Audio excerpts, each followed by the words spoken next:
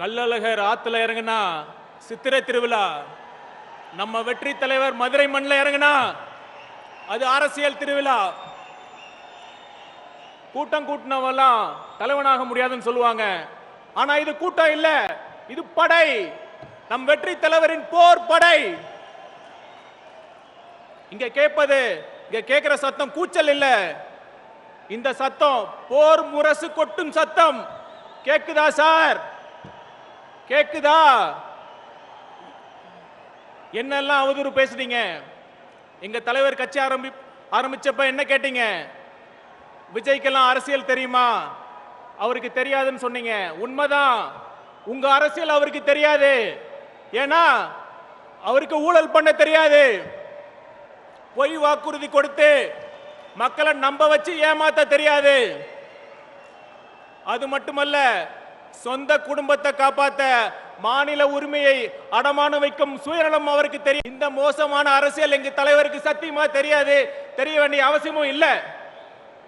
மக்களுக்கு உண்மையா நல்லது பண்ணுங்கிற எண்ணம் இருக்குல்ல, அந்த அரசியல் மட்டும்தான் தெரியும். அதை தான் செய்ய போறாரு. பார்க்க தானே போறீங்க. மதுரையை மீட்ட சுந்தரபாண்டியனை பத்தி படிச்சிருப்பீங்க. நாளைக்கு தமிழ்நாட்டை மீட்க போகும் சுந்தரபாண்டியன் இதோ. ரொம்ப அடிப்படையான கேள்வி, தமிழ்நாட்டை ஏன் மீட்க வேண்டும்?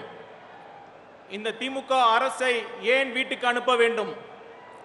முதல் காரணம் திராவிட கட்சிகளின் தோல்விகள். இங்க நான் ரொம்ப கவனமா பேசுறேன். திராவிட கட்சிகள் தமிழ்நாட்டுக்கு எதுவுமே செய்யல நான் சொல்ல வரல.